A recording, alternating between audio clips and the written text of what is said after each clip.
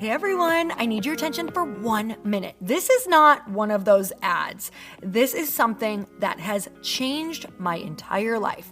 If you've been listening to this podcast, you know that this is all about personal development as the foundation for everything good in your life. And this podcast is now sponsored by Growth Day, which is the world's first all-in-one personal development app. I mean, oh my gosh, can you imagine having everything all in one place that you need to create the life that you want? Now you can. So if you've been struggling with your motivation, your mood, your productivity, or your purpose, you have to check this out. Growth Day helps you consciously change your life and achieve your potential. It has all the self-improvement tools, motivational classes, and life coaching all in one place. So many of us want to improve our lives, but the question is how? Where do we start? What do we use? How do you get unstuck? How do you make self-improvement stick? Well, research shows how. It's when you consistently journal, track your habits, set goals, learn from empowering mentors, and challenge yourself that you'll be happier, healthier, and more successful. But let me ask you something. Where do you actually do all of your personal development work? I have to tell you that over 300,000 people use Growth Day for a reason. It works. It's the world's #1 software for self-improvement. Growth Day has an amazing mindset journal that I absolutely love, a habit tracker, and a goal-setting system. In fact, I bet if you went to my stories this week, you probably saw me using the journaling app and telling you to do it too, because it's the first time that journaling has ever actually stuck consistently in my life because of this app. And best of all, Growth Day has live inspirational classes every single week from the world's top motivational speakers and life coaches. These are people who have impacted my life in huge ways. These are mentors who I already knew and loved. In fact, this is something that's so huge for me, you guys. I personally teach a class in Growth Day every single month, and it is one of the most fun things that I get to do, and I'd love to see you there. These classes will truly shift your life. There's always something new that you will learn. So join me and 300,000 achievers growing our lives with actual real intention. Visit growthday.com/Lori for a free trial. Yes, you can try this for free. So go to growthday.com/Lori and go live your best life. You guys, that's growthday.com/Lori. And I can't wait to see you there.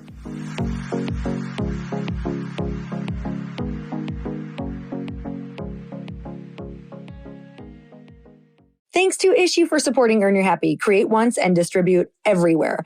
Everything is optimized to post on your website and social platforms. Get started with Issue today for free or sign up for a premium account and get 50% off issue.com/podcast and use promo code Lori. And thanks to Bombas for supporting Earn Your Happy. Bombas makes socks that are comfortable and look great with a wide variety of options. And for every pair of socks you purchase, Bombas donates a pair to someone in need. That's so awesome. Go to bombas.com/Lori to get 20% off your first purchase.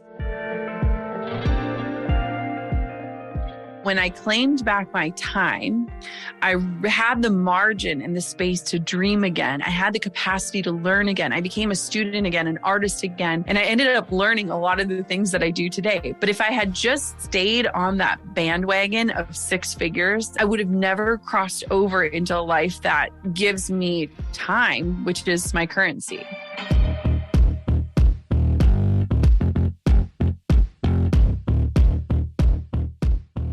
Hey everyone, welcome back. Thank you so much for joining us once again. I'm so grateful for you. Today on the show is one of the most amazing humans on the planet. I know I say it a lot, but today this is really somebody who has impacted Chris and I in a major way. We met quite a few years ago now in a mastermind. And I think that when you say you meet in a mastermind, for those of you who don't know, it's like spending 3 weeks with someone throughout the year. And you definitely get to know people, not only because you spend more time with them sometimes than some people in your family continually and talking and learning, but you're also in there to grow. And typically you're pretty vulnerable in there and you're really wanting to connect and to not only get help, but to help other people. So this is how I met our incredible guest today, Jenna Kutcher. And I can tell you that she has impacted my life more than I even have words to share on the podcast, let alone with her. So when I found out that she was writing her first book, I wanted to be that person who literally just proclaimed this book from the rooftops, because I know that I benefit so much from any conversation, any podcast that she has out, any time that I get to spend with her. So knowing that she has written a book where she put all of her incredible ideas, she's one of the most brilliant minds that I know, all in one place, I knew that I had to do all that I could to get this book into your hands so that you could feel the same love and impact that I have experienced. So my guest today, Jenna Kutcher, is the author of the new book, How Are You Really? She's the host of the Goal Digger podcast, which is one of my favorite podcasts. She was born and raised in Minnesota, so of course she's Midwest, and I'm even more obsessed with her. She's a wife, mother, and entrepreneur, and she aims for two things daily: helping others wake up to life and staying in comfy pants. I mean, that is my kind of girl. She's helped thousands redefine success and chase bold dreams through her decade-long work as a leading online personality and educator. We're going to dive right away into her story. And you guys, we have such an incredible offer for you as well that I want to share with you. So you're going to be able to listen in the podcast and hear the offer, but I want to let you know that she has created one of the most epic courses called the Expert Series. And it is a full bonus suite. It's 10 of her favorite leaders, some of the most incredible people out there. And you guys, I just have to share, I felt blessed and honored enough that she chose me as one of the 10 to talk about things that I have never talked about before. And we share all about it within this course. So you can get instant access to never before heard life lessons from 10 of your favorite leaders and more. This is valued at $997, and you can get it for free when you pre-order her book. And all you have to do is go to jennakutcher.com. JennaKutcher.com. Go grab her book and follow the instructions on her site. You guys have to go and do this. If you love this podcast and you want her book, you get that incredible course with 10 experts and things in there that I have never, ever shared. And I know that you're going to take away some massive lessons from it. So you guys listen to the podcast. You're going to absolutely love it. If you fall in love with her as much as I love her, definitely go to JennaKutcher.com, grab the book, and get the course that's worth $997 for absolutely free, just by buying the book and following the instructions on her website. So let's get started.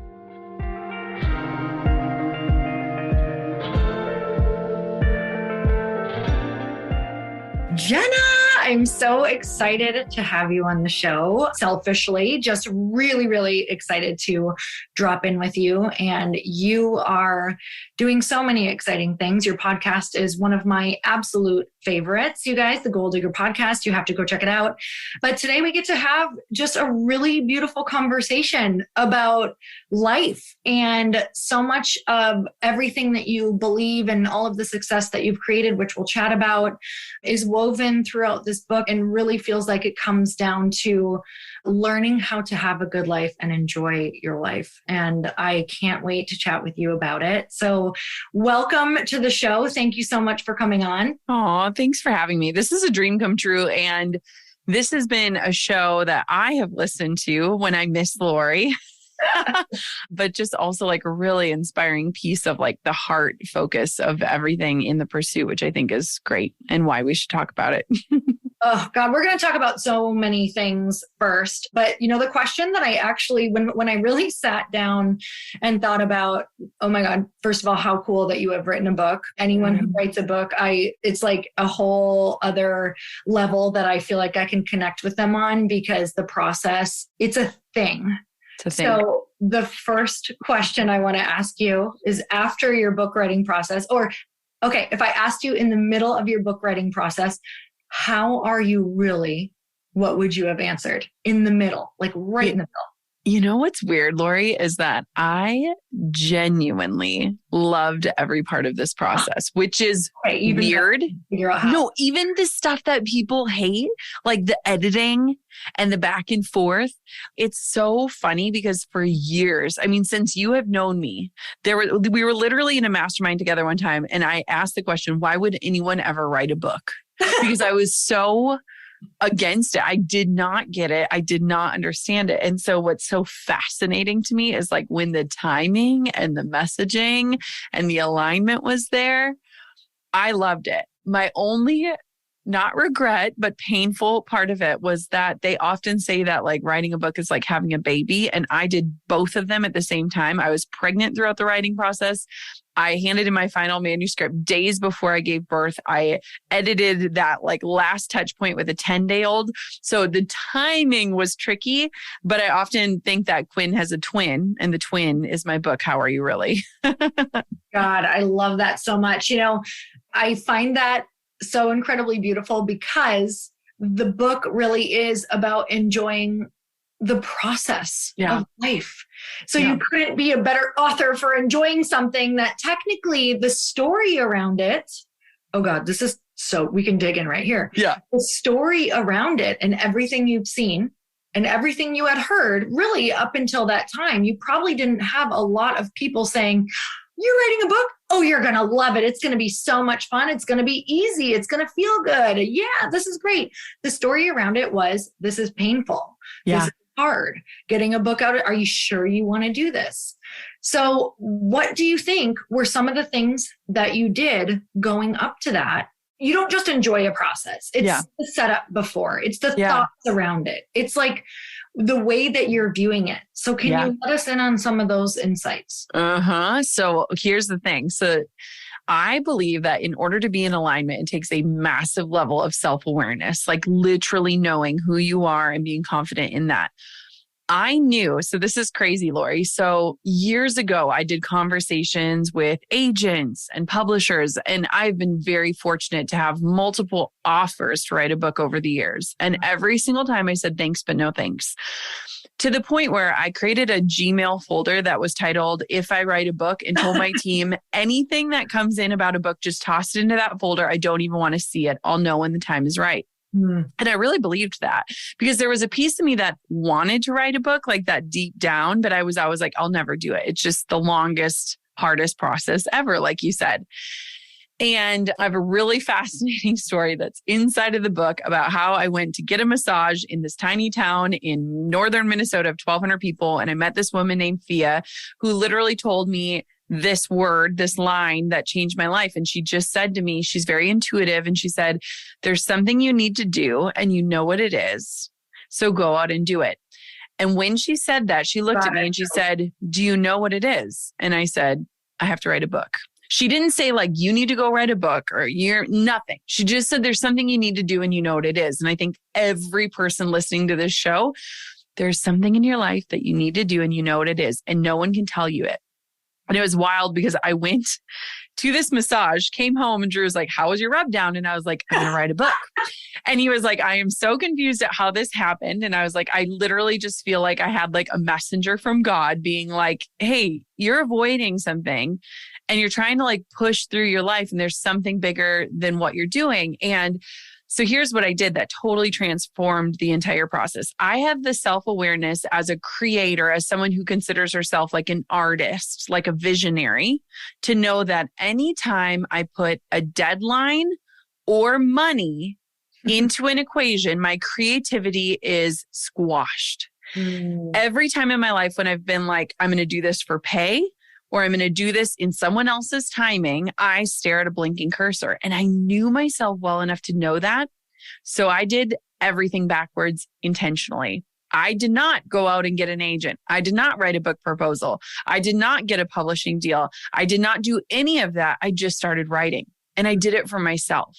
And I did it in a way, like I barely even told like my mom and sister that I was like even considering doing it because I wanted to make sure that if I was going to do it, that I liked it even when nobody saw it, even when nobody experienced, that it mattered to me without a paycheck, without this thought of it getting out into the world. And I think there's a huge difference between writing words that tell and words that sell. And I knew that the minute that someone said, I'm going to pay you to do this, and here's what I think it should be, that I wouldn't want to do it anymore. So I wrote the entire first manuscript in isolation of myself in my life that I was currently living. I didn't like clear my calendar or abandon everything else. I just said, I'm going to make time for this.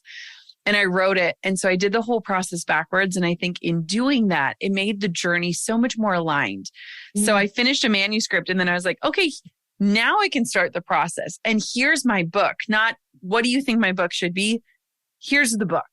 It was totally backwards and beautiful. I love this so much. You're bringing me back to a time in my life when I used to put the goal first, right? Or like the outcome that I thought that I wanted. Yes. And then when you like apply that pressure and you think that that's the thing, for me, I'll just use the example that you're reminding me of. I wanted to be on a fitness magazine cover. And I remember standing in front of my vision board and being like, why isn't this here? I'm doing all the things. Why isn't this happening? And I was like, what is it that I actually want to do? And it was to create like authentic communities. It was really to create communities and be a leader within those communities and inspire people.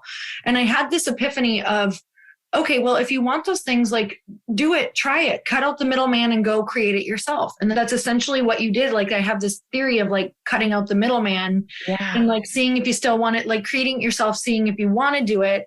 And then once you've created it, it attracts the thing that you wanted. So you created it, you did it. You were like, oh, I loved it. It was done with so much love and infused with truth because it wasn't based on something else. Therefore, I'm sure it made getting a book deal much easier. It was already done. You were so clear on who you were and what you wanted to say and what you didn't. And I think that's the difference of literally, Jenna, I feel like if they could get one thing from this, from what you just said, that's the difference in how you're going to feel about your life. If you're doing it authentically for what you want, you're going to feel energized. You're going to feel excited. You're going to feel like you could talk about it all day. And if it's from somebody else, or if it's not actually what you're aligned with, mustering up that energy is so challenging. Can you tell me about a time when you have had to drag yourself and pull yourself through because you weren't in alignment with what you wanted to be doing because maybe it was something that you saw? Can you tell me what it was and how you felt? There's this line in my book that says, maybe their directions didn't work for you because they weren't from you. Like maybe those like 5-step processes aren't working because they're not actually coming from who you are. And I think it's like beautiful because it's like we're in a day and age where we are so smart to adopt other people's strategies and methods and things like that. And I think that's wonderful. But we've lost like the personal piece of personal development in the sense of like understanding who you are as a person as you're developing. Like you can develop and take all the systems, strategies, and blueprints, but like if you don't know who you are, those maps might lead you to the wrong destination. And that's what happened for me. I remember I got my start in entrepreneurship as a wedding photographer. I had worked the 9-to-5, found myself in a windowless office, was given my 5-year plan and was like, I don't want to do this. And I didn't know how I was going to get out, but I knew I wanted out. And what was my vehicle of out was a camera. And I taught myself how to become a photographer, taught myself everything to be a successful wedding photographer. And within 3 years, I had earned 6 figures.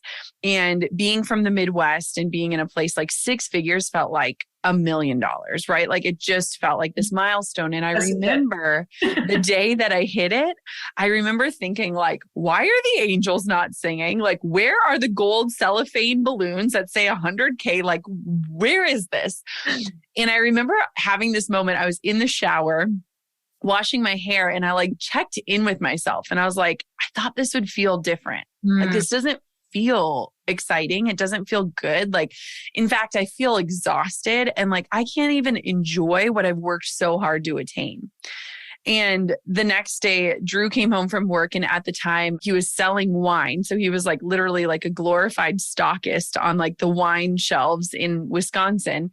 And I remember him sitting down and I had this whole color-coded plan. And I said, I'm going to say something to you. It might shock you a little bit, but I can't do this anymore. Screw 6 figures. I was so much happier when I made $50,000 a year and had weekends and time with my family. I wasn't turning down invitations. Like I was able to be at the lake or at weddings. And I really looked over at him and I thought like, oh, he's going to be like, I was the breadwinner. And he looked so relieved. Like I was like the shell of the person that I like am because I was in pursuit of this goal that wasn't aligned. And the craziest thing happened.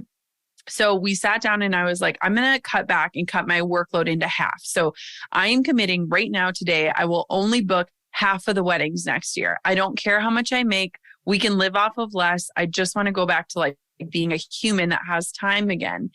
And what ended up happening unplanned is that when I claimed back my time, I had the margin and the space to dream again. I had the capacity to learn again. I became a student again, an artist again. And I ended up learning a lot of the things that I do today: podcasting, creating digital courses, joining masterminds, like all of these things. But if I had just stayed on that bandwagon of 6 figures and stayed working myself to the bone, I would have never crossed over into a life that gives me time, which is my currency. So it's kind of crazy to look back at that full circle. First of all, how do you think we learn alignment? Because I feel like I don't know how to learn alignment without feeling totally out of alignment and understanding maybe what my signs are of when I'm out. So for you, how did you kind of learn it, and how can people listening learn it? I think sometimes there's problematic messaging unintentionally when people are like, pursue your passions, follow your dreams, and you'll never work a day in your life. Because honestly, I think at this state of our culture and our world, most of us don't even know what we're passionate about. Most of us feel like where there was like fires of passion that were literally ashes right now. Like, is there an ember left that we can fan the flame on? Yeah. And so with that messaging, I love it. If you know what you're passionate about, absolutely go out and pursue that passion. But I think for most of us, we are feeling like we've lost like our creative selves, like that, like reckless abandon that like we showed up with as children. Like we need more of that childlike joy. And so for me with alignment, sometimes it's not necessarily knowing exactly what it is that I want. Sometimes it's looking at, what do I know that I don't want any longer? What can I let go of? What is no longer serving me? We are like a culture that is obsessed with like busyness and to-do lists, but I think not to-do lists are just as important, if not more.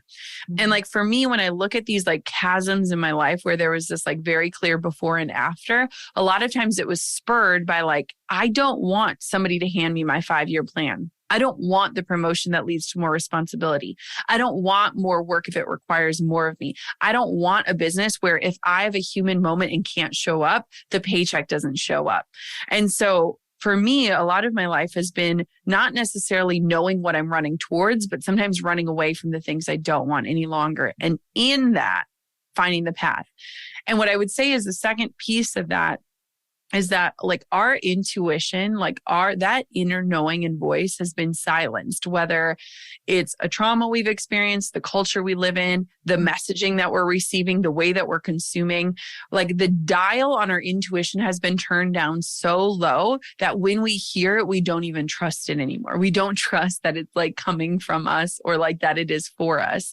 And so when I think about like, how do we come back to that? It's like, how do we start to like trust that inner knowing? It's like when you have a friend who like had a miserable relationship and they broke up finally, and you're like, did you ever know? And they're like, oh yeah, I knew right away, but we still do it, right? Like we, especially as women, continue to put ourselves into situations where we know we're not meant to be there, but yet we stay there because we don't trust that like gut instinct, that inner knowing.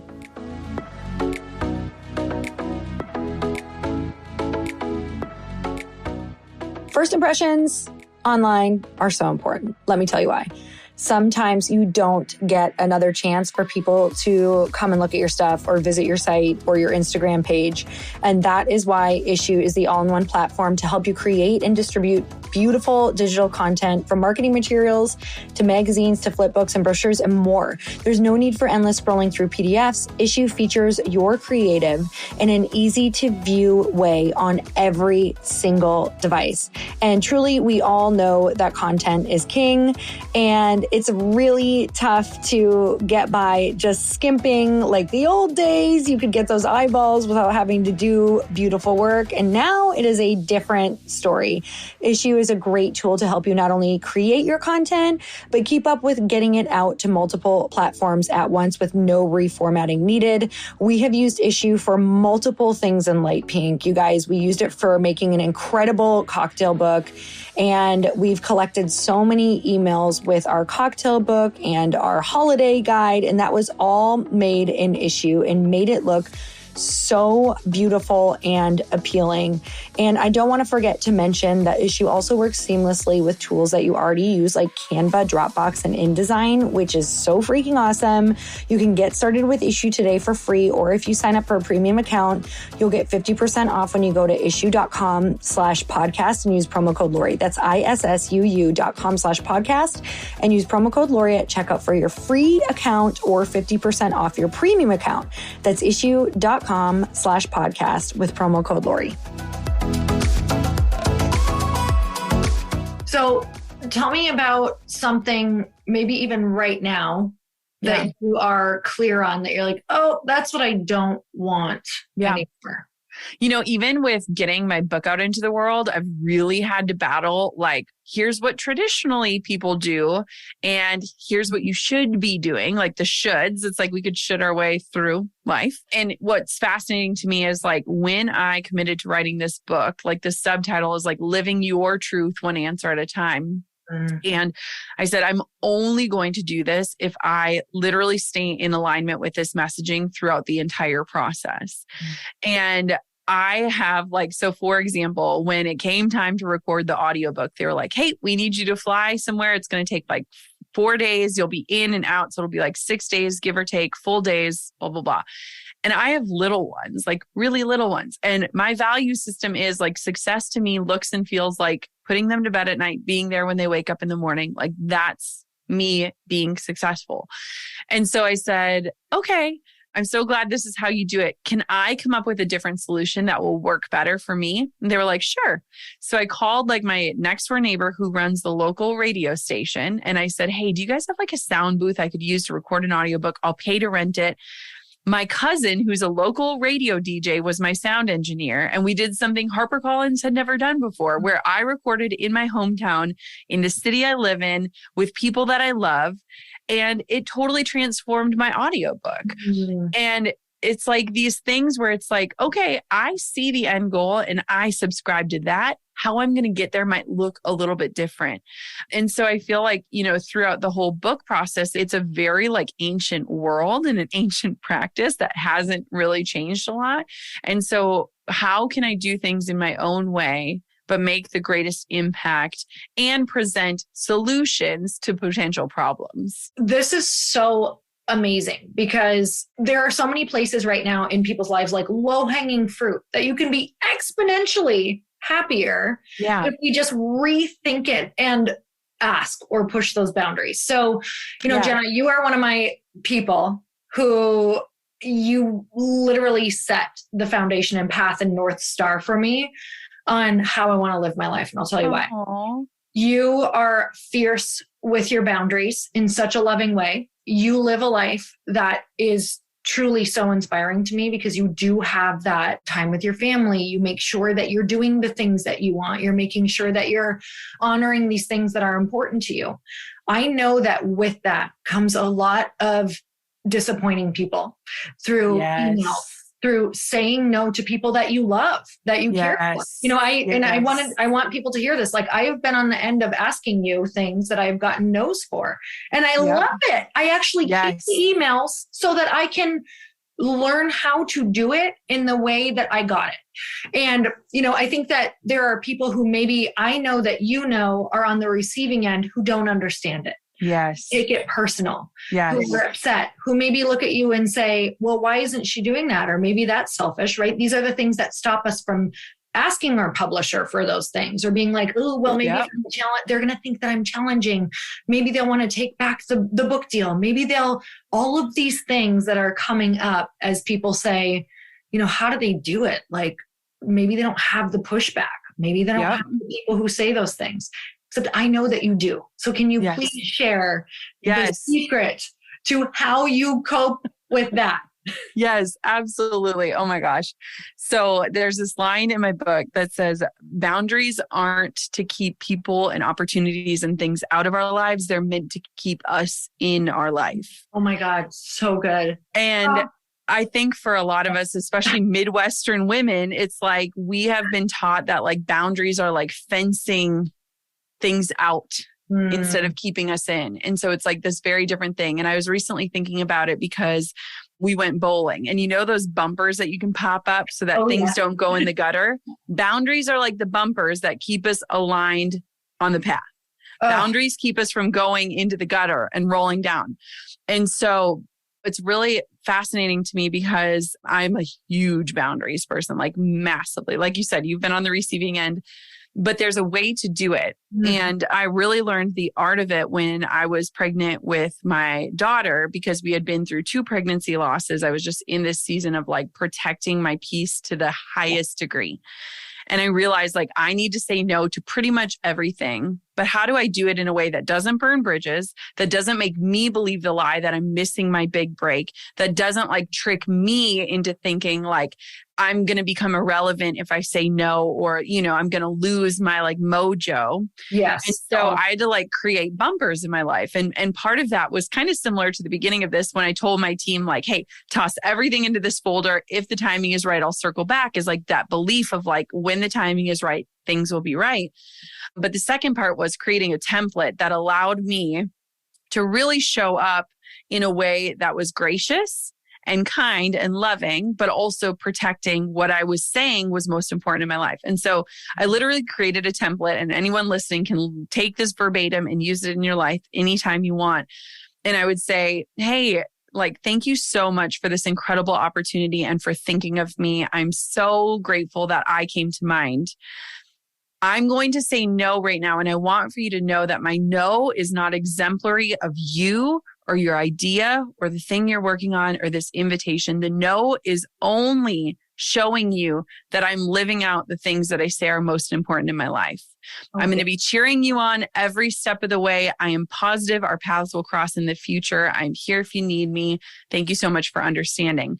And the most fascinating thing happened is, one, when I used it, I got so many people so encouraged by the response saying, oh, this is proof that I can do this too. This is proof for me that I can live into my values and really like stand up for myself and what I say is important, but that I can also say no without hurting someone's feelings, because the important part of that script is me saying no has nothing to do with you and your idea, because a lot of times we spin that, right? Like they must not like me or they must think my idea is crazy.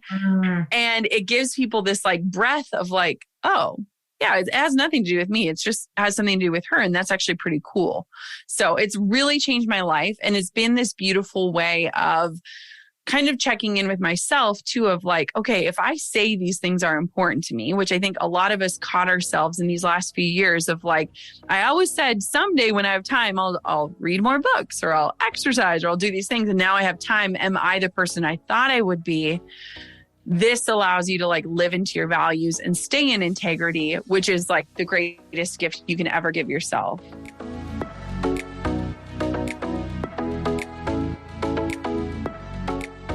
I am not even playing. These socks are worth every penny and then some. They are worth stopping right now and ordering online. I just spent more money than I even want to tell you, even after my discount code, on socks, because my husband just told me the other day that if he has to grab one more crappy pair of socks from the drawer that slip or have holes in them, that he's going to freak out. And I agree with him. And I can tell you that I have massively solved this problem with Bombas socks. Bombas' mission is simple: to make the most comfortable clothes ever and match every item sold with an equal item donated. So when you buy Bombas, you're also giving to someone in need. So Bombas makes socks that are comfortable and look great with a wide variety of options. Everything they make is soft, seamless, tagless, and has a cozy feel. For everything you do, there's a pair of Bombas socks, such as performance style for every sport and activity that keeps you moving. Comfy performance styles made with sweat-wicking yarns allow your feet to stay cool while the rest of you works up a sweat.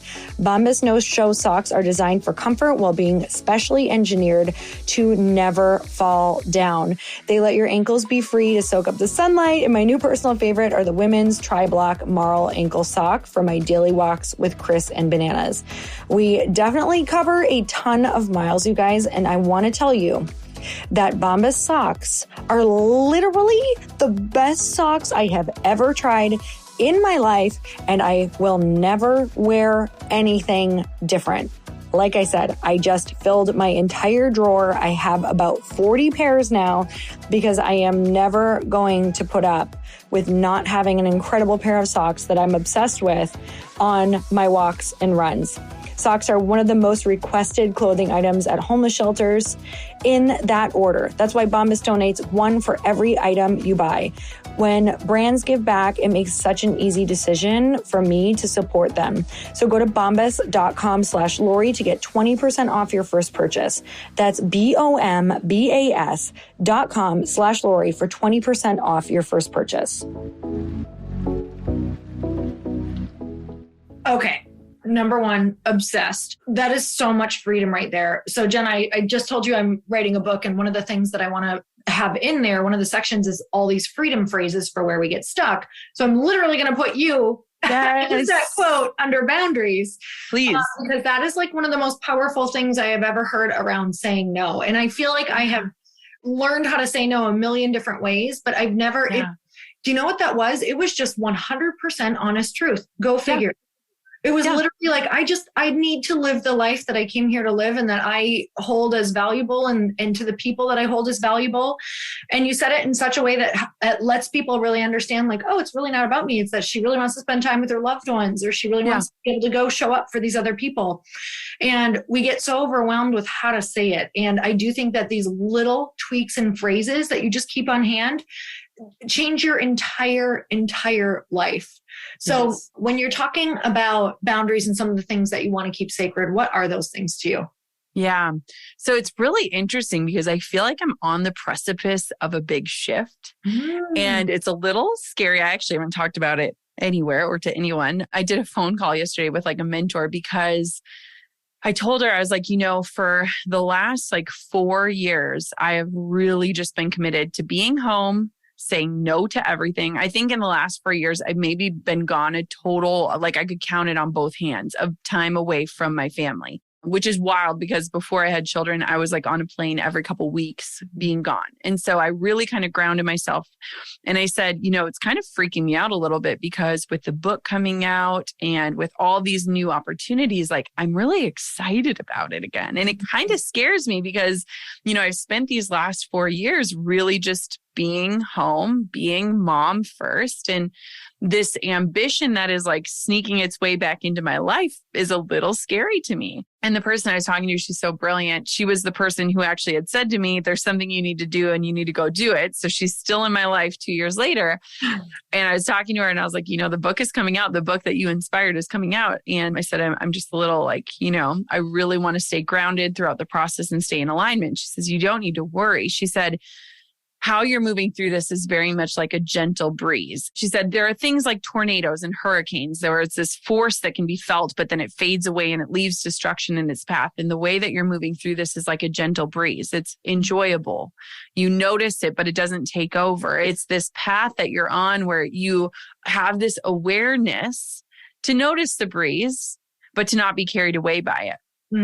And I loved it because I was battling almost this like deeper ambition that's been showing up lately, while also like harnessing this like beautiful energy of like, my life feels so full right now because I love everything so much. Like I feel stretched thin because I love being a mom, but I also, for the first time in many years, feel so aligned with the work that I'm doing. And so it's been really interesting because a lot of my previous no's are now turning into like, maybe I would like to be on that stage, or maybe I would like to go to that thing, or maybe, and I'm like, oh, wait, am I like in a spell, or like, am I just shifting? And I think it's like honoring like who I'm becoming while like respecting who I was and kind of figuring out like, okay, what is this next season? What does success look like? And for so long, it was, very clearly like being at home with my family, doing everything that I can from the comfort of my home in Duluth, Minnesota. But now it's like, what would it look like to take the family with me? Like they're coming to New York when I launched the book. What would it look like to take a couple days to myself and to travel and do these things and then come home and be an even more on fire mom? And so it's really fascinating. It's a really interesting time. So you said something there. You were like, when I was at home and when I was being mom, like it was so clear to me that that's where I needed to be. And then you're like, I think I'm on a precipice of something. Like you're starting to get these little hits. Can you tell me what that actually feels like? Like what was the clarity on I need to be staying home? Like what was that feeling? What did it show? How were you certain of that? And now how is this curiosity showing up in a way that you do sound certain that this is going to be the next chapter? Yeah, it's really interesting. I think because of our journey into parenthood and that it was so bumpy, that I like really promised myself, like, if I am given the opportunity to be a mom, like I'm going to be all in, like that'll be number one. And I think it's really interesting because I have had this belief, like this confidence that like I can hit the brake pedal in life or business and know where the gas pedal is. Like I've never had this like scarcity mindset of like, if I slow down momentum, I'm going to come to a full stop. Like, I just don't believe that because I believe and know and trust, and this isn't just reserved for me, this is for everyone, that what has carried you this far will carry you forward. And you have to trust that. And I think we've lost our abilities to trust ourselves. And that's why we believe the lie of like busyness and hustle and like not hitting the brake pedal. And so I look at these last 4 years of my life where it's like, I really did hit the brake pedal in a lot of ways. And it was necessary for me to be able to have children and to be able to nurture the children and to be moving through that. And now it's funny because one of our mutual friends, Ed Milet, just launched a book and he had invited me. He said, I know you say no to everything, but I'm going to ask you anyways, will you come to this event? It's really important to me. And he's someone who has really just been there for me in my life. And I was like, of course I'll show up for you. And it was the first time speaking on a stage in years where there was like an audience in front of me and I didn't know how it would feel. And it was crazy because like I was so alive on that stage where like I look at those pictures of me and I'm like, there she is. Oh, she is. But I also received text messages from my husband of my 2 little girls watching me on that stage. And so it was like, I get so emotional because I'm like, oh my God, like this is the embodiment of like doing it, and the why can change and the why can get bigger and the why can expand, which makes me so emotional. But it's like, oh, like it's not a disservice to them for me to like step away. They can still be a part of it, whether they're in the crowd or they're watching online or even whether they just are aware of what I'm doing. But it's like, oh, that's so cool. Like I'd rather them see that than me stifle the next stage. Cause I'm like, oh, this is who I was, you know, it's crazy. Clearly it makes me emotional. It's so beautiful. And there's so much there. Let's talk about a few of the things that you said, because you talked about beliefs and talking about the gas pedal and the brake and saying, you know, that's just not a belief that I hold that it's going to stop. And I know that looking back, even in my past and some of the things that I'm doing right now, like I told you, I want to write a book and I'm breaking a belief around writing a book and I'm borrowing yours. I'm borrowing other people's, you know, maybe you borrowed the belief of the brake and the gas pedal and that's not going to be true for you. So was that always normal for you to believe that? Or did you go out and look for other examples? Or did you say, this is not how I want it to be and I'm going to prove it different? Like where in your life have these things come from where you make a decision on what you want and you go for it? I think, you know, it's funny because even when I think about like the mastermind that you and I met in, or like rooms we've been in, or, you know, I've been around a lot of incredible leaders. I think I've always had this gift of unapologetically leaving what doesn't serve me at the table and not feeling guilty. And so it's funny because for a lot of my career, there have been a lot of shoulds. You should write a book. You should have a mastermind. You should have retreats. You should. And I feel like I've always just been like very clear on like, oh, this is meant for me. And I'm going to just like leave the rest behind. And maybe I'll come back to it. You know, it's like we can be a sponge and soak up water and not know when we're going to need to squeeze it. But like we're always soaking in things. But I've always been very clear on like, that doesn't feel right. Instead of like, oh, this would look good, or this would be impressive, or this would, you know, sound good. It's like, oh, that doesn't feel good. And so it's really fascinating because even in my book, you know, I've been an entrepreneur for 10 years now. I've done a lot of different things. I was a wedding photographer. I had a wedding blog. I was a watercolor artist, a podcaster. I had a mastermind. I've done a lot of different things and I've pivoted so many different times. And I feel like I've been successful in each of the pivots because I've been in alignment as I've changed. It's not necessarily like where I'm like, hey, all of my past brides and grooms, I hope you follow me into this space where now I'm going to teach marketing. It's just like, hey, I'm really curious about this thing. I'm letting you in on my curiosity. If you want to keep following, keep following. But it's allowed me to like show up as the evolution in the middle instead of just waiting for like the after photo. Like I think most of us are walking through life feeling like this like before photo, waiting for like the big transformation when we don't realize that like our daily life is the transformation. We should be letting people in on that. And so I think my gift is like in really listening to everything, taking in all the suggestions, ideas, possibilities, and then going back to my hotel room or going home or sitting down with myself and being like, okay, what stuck with me? What excited me? What gave me those goosebumps? What like made me feel like I could do that or made me feel like I wanted to do that? And then letting the rest go. It's not bad and it's not whatever, but there's like no shortage of information out there. There's no shortage of inspiration out there, but I think there is a shortage of intuition. And I think that's like our job to start like putting back the pieces that allow us to like have the compass that helps us to not get off the course. Oh man. Okay. So good. And you guys, if you don't feel that yet in your life, the cool thing is you can decide that that's your gift too. Like you can start tuning into that as well. But this reminds me, Jenna, so you're saying that you've always learned to kind of tune in and follow your intuition, and you have these certain beliefs that have always helped you. So kind of finish the sentence for me. I believe that if I let everything else go that doesn't feel good and I follow my intuition, that my life will what? Be peaceful or feel good. You know, what's interesting though, Lori, too, is like with this conversation, I think there's an important caveat because when we talk about like staying in alignment and stuff, I think a lot of us, when we recognize that we're out of alignment, have this abandonment where we're like, clearly what I was doing was wrong. So I just need to drop it all and move zip codes or quit or whatever. And I actually think it's different. I think you need to leverage what you currently have going on to help fund the next dream, whether it's like literally fund it or like mentally fund it. And every single thing that I've ever done in my life, including write a book, was a side hustle. It was a side project. It was a passion project. It was not abandoning who I was, but steering in the right direction and giving myself the ability to like weave the net before I made the leap. And I think nowadays it's kind of like, and we're seeing this literally in the workforce with the Great Resignation, with women just like up and leaving the workforce, which I think is awesome because we're realizing like this is not working. But I also want to encourage people, like if you are finding yourself listening to this and you're like, I'm so out of alignment, where I am today doesn't feel good. It's not where I thought I would be. It's not where I want to be. You don't have to abandon everything that's in your life.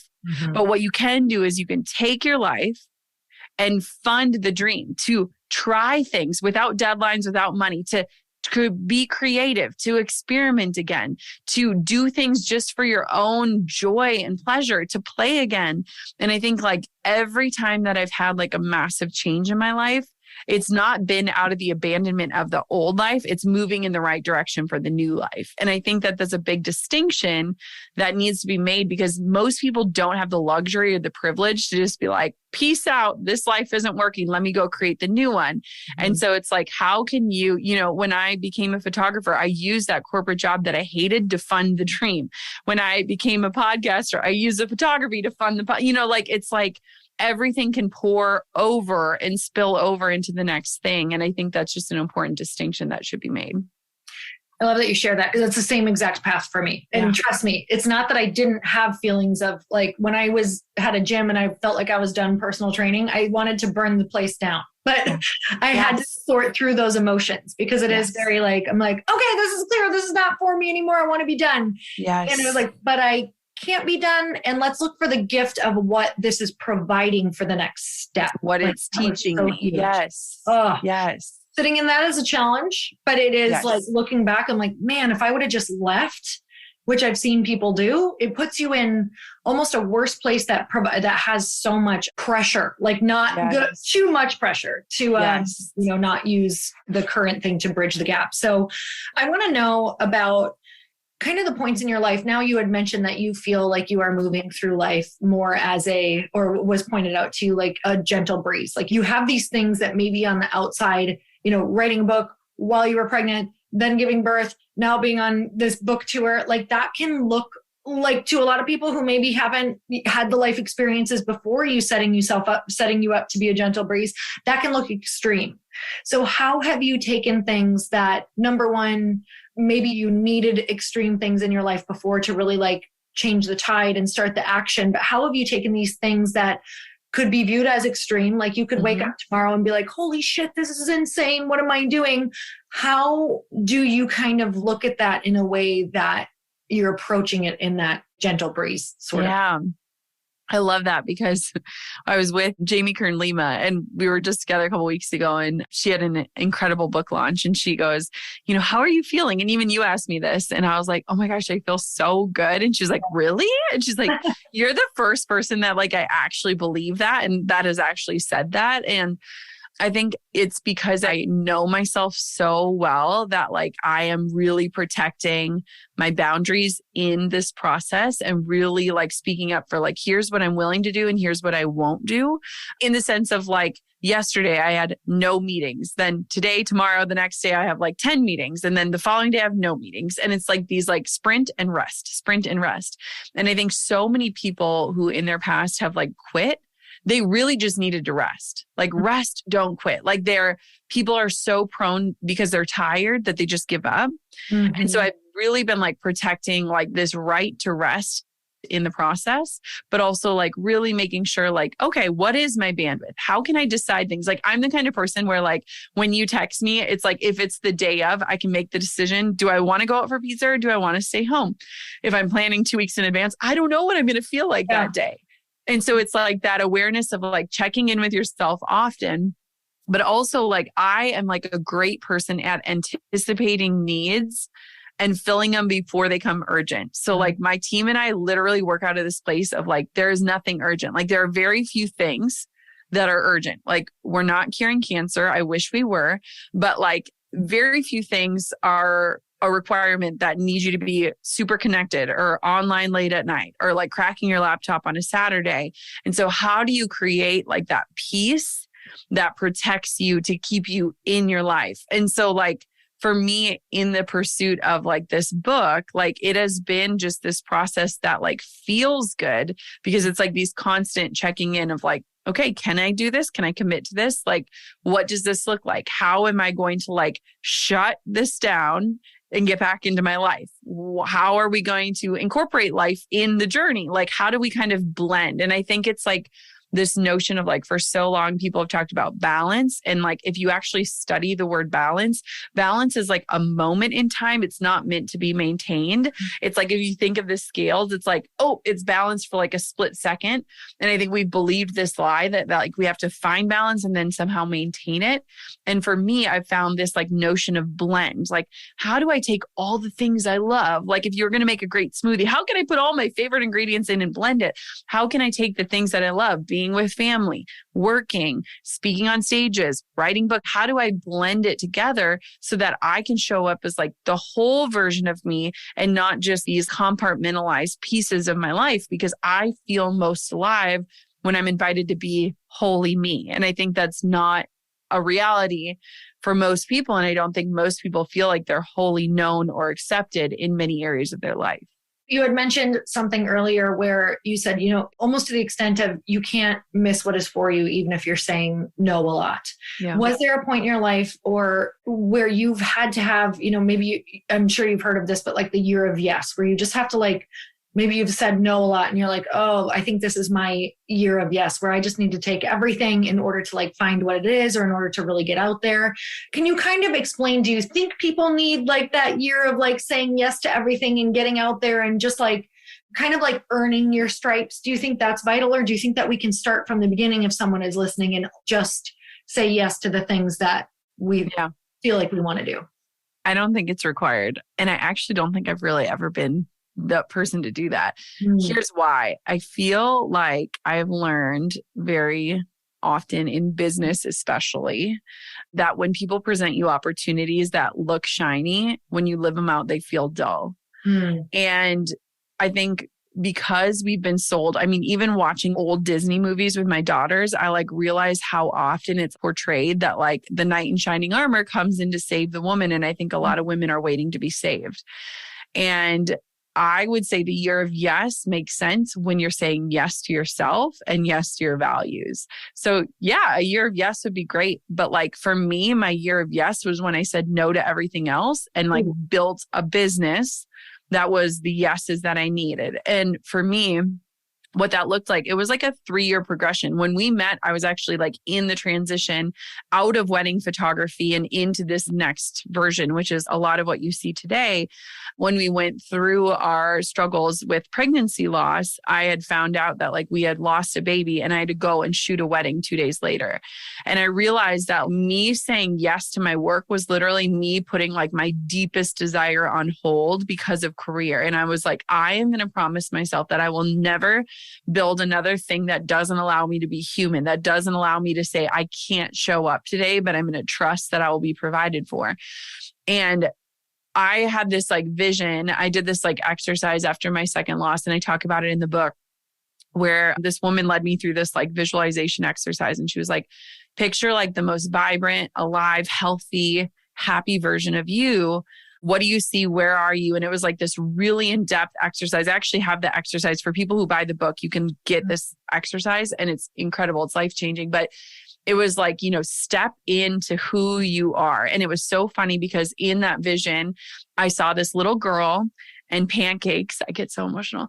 And I was wearing jeans and a white linen shirt, which is so funny because when I opened my eyes from that vision, I was like in yoga pants and like an old t-shirt. And I was like, if I'm not even putting on the jeans today, why do I expect the baby and the pancakes? Like if I can't even control the things that I can control to become the person I want to become, why am I waiting to be that version of myself when I get what I'm waiting for? And I look back at that season of life and there's this quote by this amazing pastor. I think his last name is Keller. And it's like, sometimes the season of waiting is just as important as what it is that you're waiting for. And I think that's like so powerful because I think we're like walking around like wasting our waiting seasons because we're all waiting on something, right? Like we're waiting on the relationship or the career, or we're waiting on the baby, or we're waiting on like the location change. We're all waiting. And I think a lot of that is wasted. And so for me, like my year of yes was like, I'm going to build the life that gives me like the Sunday morning pancakes. And if I don't have a little giggling girl, I'm going to be laughing. I don't care. Like I'll figure it out. And so it's crazy because like there's this through line in the book about pancakes, which is so funny because I really do like pancakes. It's just about like how like the simplest visions are sometimes like the most life-giving ones. And like that would be my yes. And so if I want those like pancakes on a Saturday morning with my family, then I'm not going to be traveling. Like I'm not going to be doing these things. And so even before I started like doing interviews with my book, over the last 4 years, I've done a total of 3 interviews total.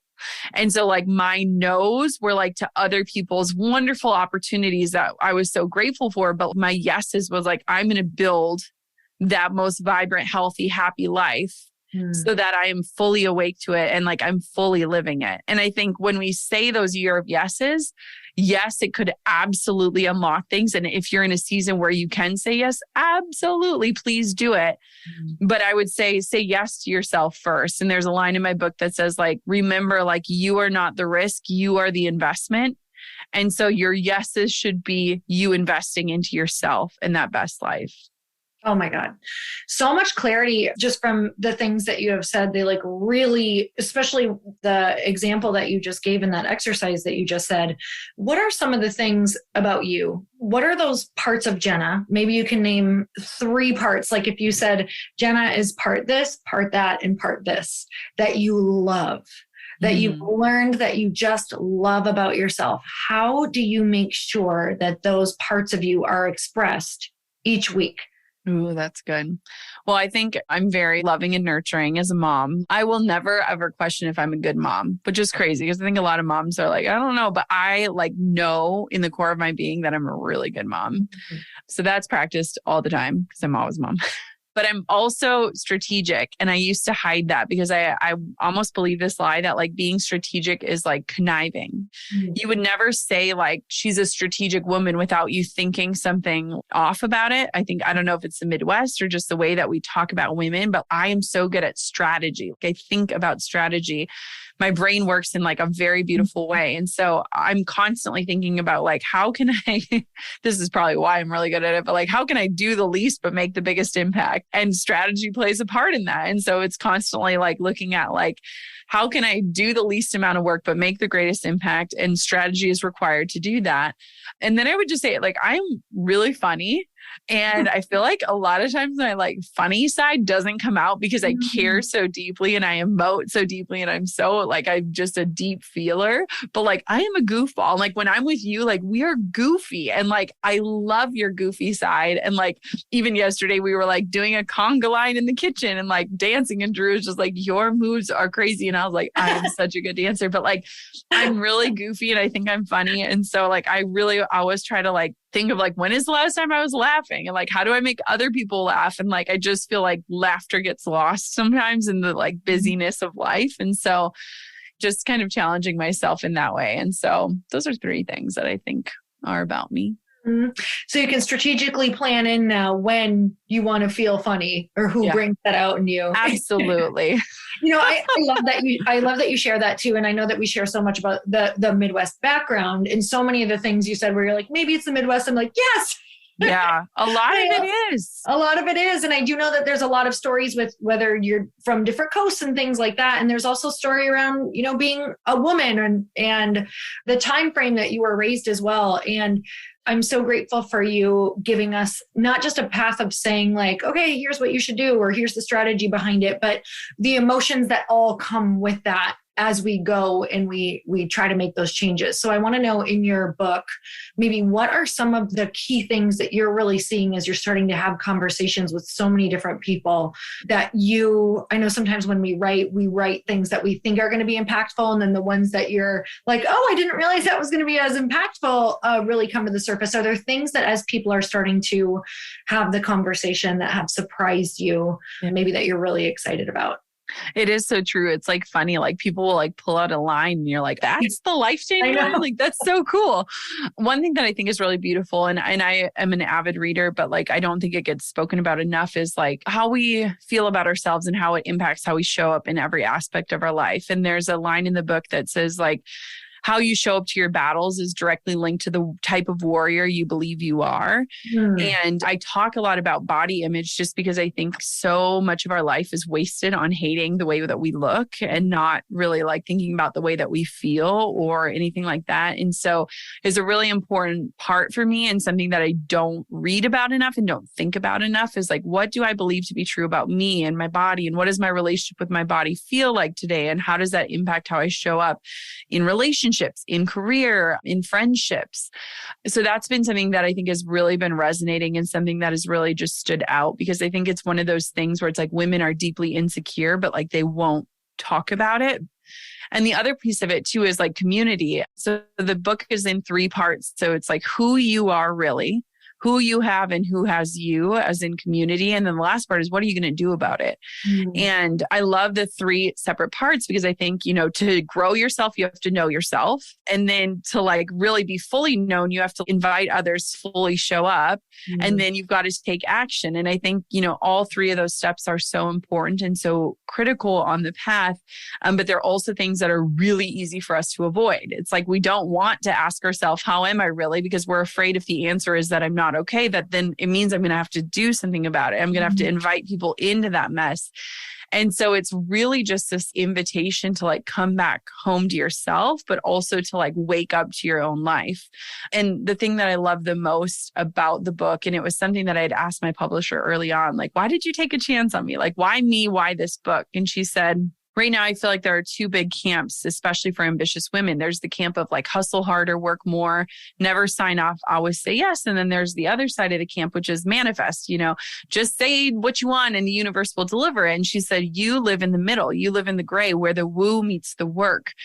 And that has just really stuck with me because I really do believe that. Like I hold these visions for my life, whether it's pancakes or selling 1 million books and making a big impact. I have these visions, but I'm also willing to like get up and do the work and do it in a peaceful pursuit.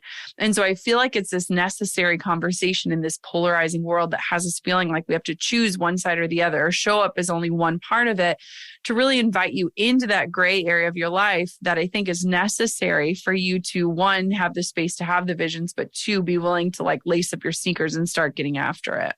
Oh my God, this is really a life manual for how to live a good life, which is so important to me right now because I feel like I've got the how to start a business and run a business on lock. I've got the how to make money. Like I trust myself now in what you have said, but I can tell you that honestly, I am working so hard to make sure that I enjoy the journey because I was telling you, it's like I woke up one day, I was 41 years old, and I'm like, it goes so fast and you never reach the destination. I don't want to live that life. I don't want to look back and be like, wow, yeah, I learned how to do what I thought it was that we were supposed to be here doing, and that's being successful. And that was the story that I thought, but I didn't learn how to actually enjoy it or live. Yes. I don't want to look back on that. I really feel like your book is such a beautiful way to say, hey, how is it that I can still be ambitious? Because that's really who I am. It is part of who I am, a big part, half of who I am.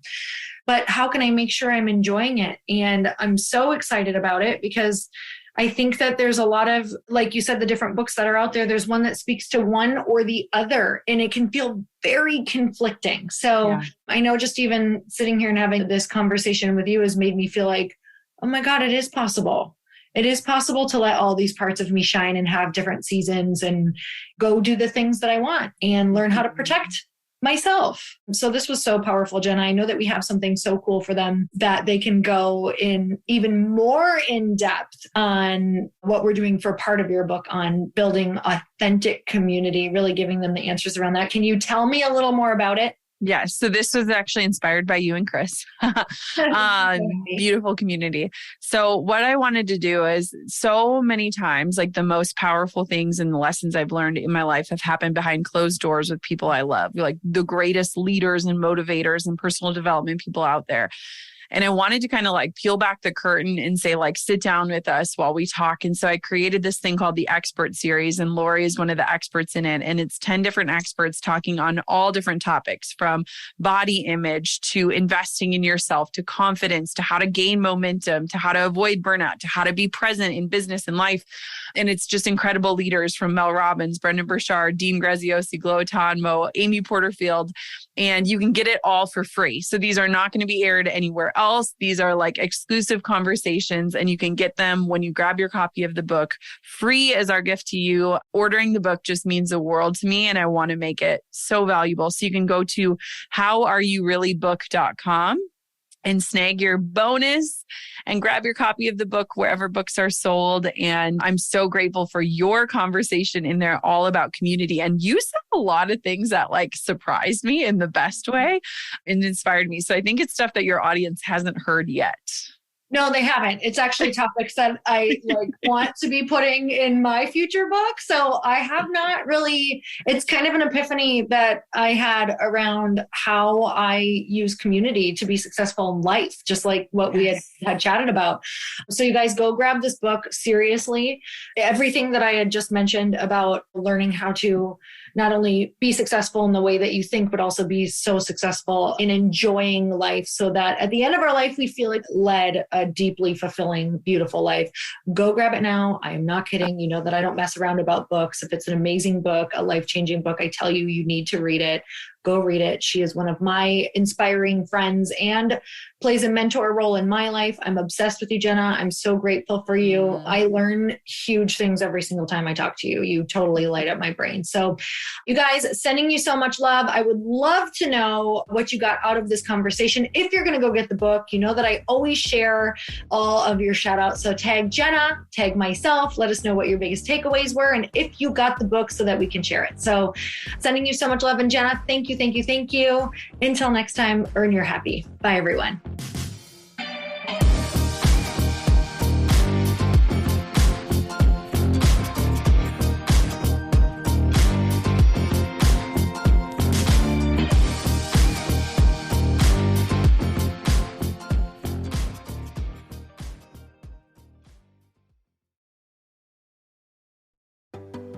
Hey, do you know what the big secret is this year?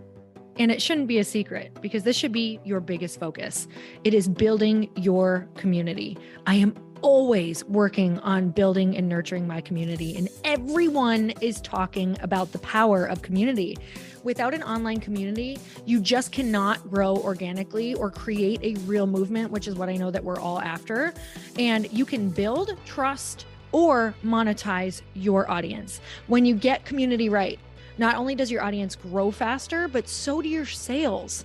But where's everybody going to be managing their communities these days? And a lot of online entrepreneurs and thought leaders are turning to Circle.so. Circle is an all-in-one community platform. It lets you host content and create discussions, live streams, group chats, and memberships all under your own brand.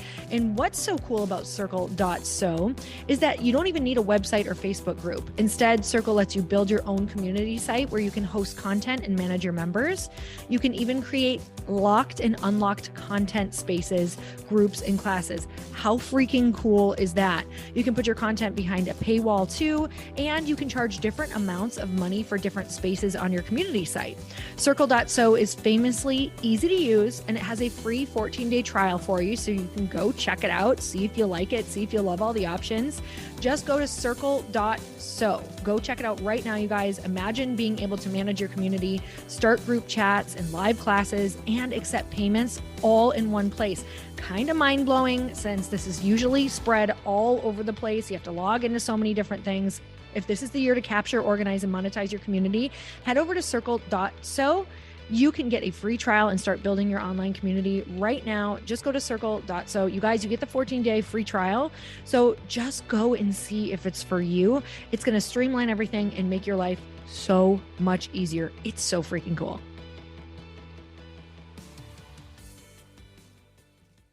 Want to know a huge secret to my success?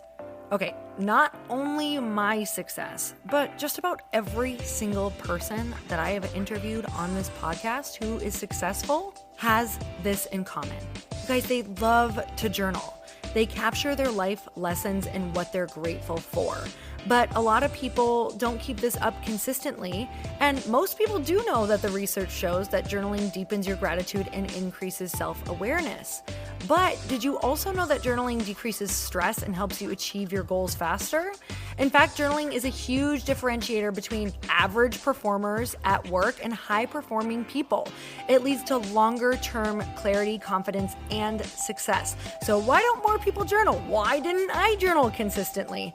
Honestly, they don't like staring at a blank page. It's hard to carry a book around with you or a notepad, and they just don't even know what to write about, or they just forget. That's why I know that you're going to love Growth Day. It's the world's #1 system for self-improvement, and it's like all-in-one personal development in an app. And it has an awesome digital journal, and people love it. Growth Day's digital journal has hundreds of research-backed writing prompts for self-reflection, positive mindset, confidence building, and success. I use them all the time, and it makes me think in ways that I typically don't, and it makes me ask myself better questions, which we all know gets better results in our life. It even has prompts that help you develop a daily, weekly, or monthly habit of reflecting on your life and identifying areas to grow. So it's a perfect time of year to start journaling, you guys.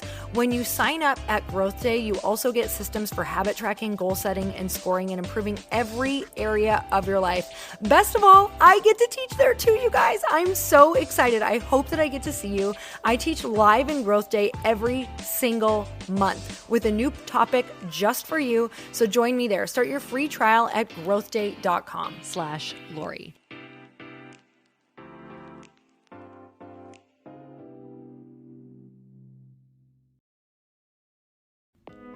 Hey all, I'm so excited to share with you, Earn Your Happy is now part of Growth Day Podcast Network.